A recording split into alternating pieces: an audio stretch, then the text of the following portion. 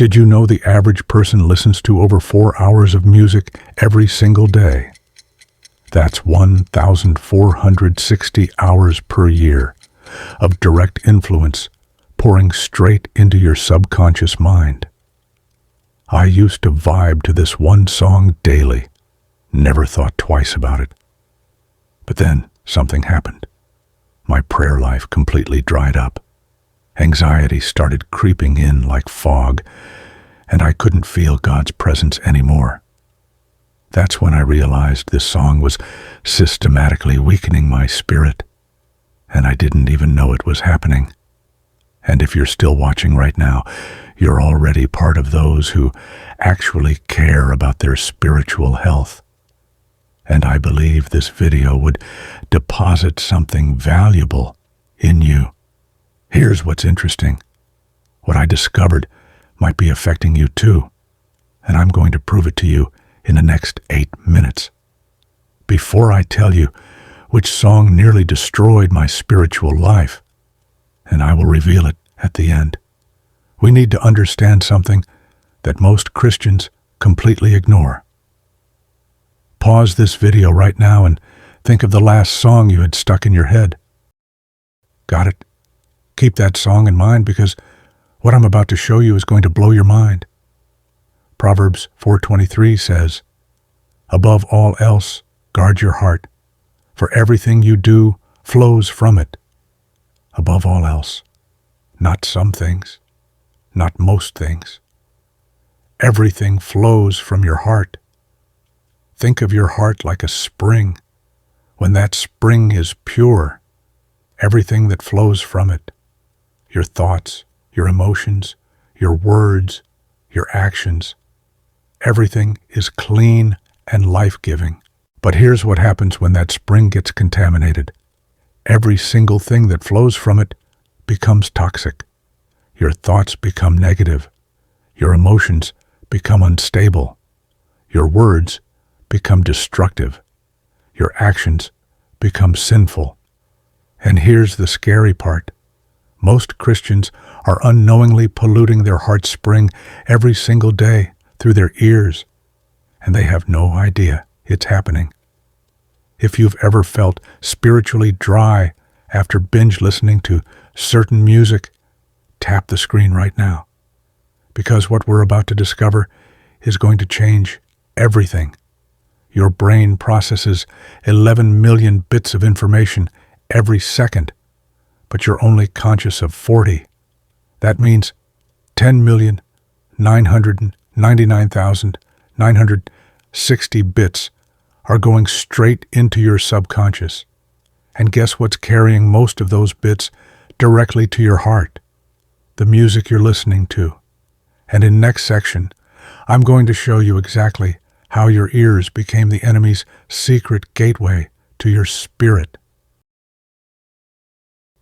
In ancient times, cities had gates, and whoever controlled the gates controlled the entire city.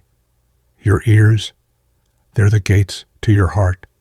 And right now, the enemy has been walking through them unchallenged for years. Proverbs 20:12 says, "The hearing ear and the seeing eye, the Lord has made them both." God designed your ears as entry points. But here's what's terrifying. What you listen to doesn't just bounce off your eardrums and disappear. It penetrates. It travels through your auditory cortex, activates your limbic system, and embeds itself directly into your heart and memory. Scientists have discovered that music activates the exact same brain regions as addictive substances, the same dopamine pathways, the same reward centers, the same craving mechanisms. So when you put on those headphones, you're not just listening. You're literally rewiring your brain's reward system. And the enemy knows this. Here's a test that's going to make you uncomfortable. Would you pray the lyrics you sang in the car this morning? Would you say those words directly to God? If the answer is no, then why are you meditating on them daily? Because that's exactly what you're doing. meditating, rehearsing, programming your subconscious. Let me show you something that's going to disturb you. I analyzed the top 100 songs from last year, and here's what I found. 47% promoted sexual immorality, 23% glorified substance abuse, 31% celebrated pride and rebellion, and 19% dealt with themes of hopelessness and depression. But here's the genius of the enemy's strategy. He wraps these toxic messages in beautiful melodies, addictive beats, and emotional vocals that make you feel something. Take Billie Eilish, for example. Incredible talent, haunting voice, but listen to what you're actually absorbing. I'm the bad guy. Wish you were gay so you would reject me. All the good girls go to hell. Songs about anxiety, depression, feeling worthless, being the villain in your own story. Now, I'm not attacking Billie Eilish as a person, but I'm asking you, if you consumed a steady diet of these messages for months, what do you think would happen to your self-image, your hope, your faith? Here's what you need to understand. Your subconscious mind doesn't distinguish between what's just a song and what's reality. It processes everything as truth and stores it as part of your belief system. So, when you're listening to songs about being worthless, your subconscious starts believing you're worthless. When you're listening to songs about anxiety, your subconscious starts generating anxiety. When you're listening to songs about lust, your subconscious starts craving lust. And here's the most dangerous part. It happens so gradually that you never connect the dots. You just wake up one day and realize your prayer life is gone, your peace is gone, and you can't figure out why.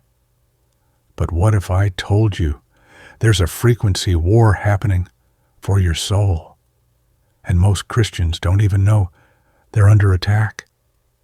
Different musical frequencies literally affect your brainwaves, your emotions, and yes, your spiritual sensitivity.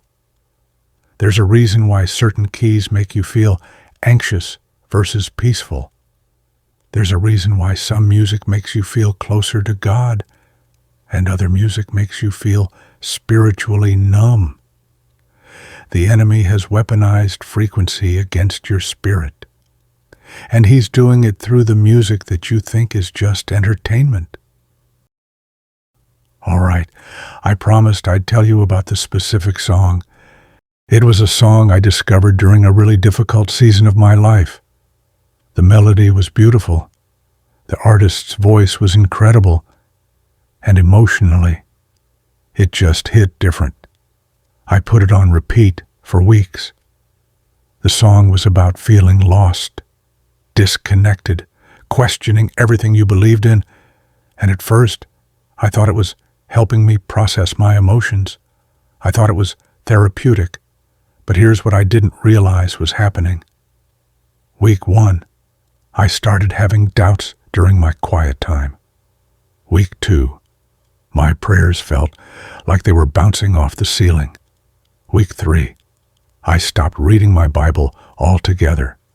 Week 4, I couldn't even sense God's presence anymore. And the crazy part? I thought it was just a spiritual dry season. I thought it was God testing me. I had no idea that I was literally programming my subconscious to doubt, to feel disconnected, to question my faith. The song wasn't just reflecting my emotions. It was creating them. It was amplifying them. It was teaching my heart to live in that state of spiritual numbness. Then one day, I was in my car, and this song came on again.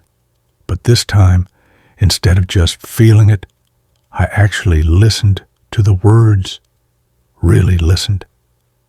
And that's when it hit me like a freight train. I had been declaring over myself hundreds of times that I was lost, that I couldn't find my way, that I didn't know what I believed anymore. I realized I had been in agreement with a spirit of confusion and doubt for an entire month. Every time I sang along, every time I nodded my head to the beat, I was saying yes to spiritual blindness. The lyrics were something like, "I don't know where I'm going, lost in the darkness, can't find my way back home." Beautiful melody, but I was literally singing declarations of spiritual lostness over myself every single day. That day, I deleted the song. I deleted the entire album, and I went home and repented for giving the enemy access to my heart through my ears. Now, I'm not going to lie to you and say everything changed overnight. The recovery was gradual. The first few days, I still felt that spiritual fog. But slowly, over the next few weeks, something began to shift. My prayers started feeling less like talking to a wall. Bible verses began to resonate again instead of feeling flat. That constant underlying anxiety started to fade bit by bit. But here's what really shook me. I started paying attention to the people around me who listened to the same type of music. And guess what I found? The same spiritual dryness, the same anxiety, the same disconnection from God, the same questions about their faith. It wasn't a coincidence, it was a pattern. That's when I understood what Ephesians 6:12 really means. We wrestle not against flesh and blood, but against principalities, against powers, against spiritual wickedness in high places. The enemy isn't just using music for entertainment. He's using it for indoctrination. And most Christians are completely unaware that they're under attack.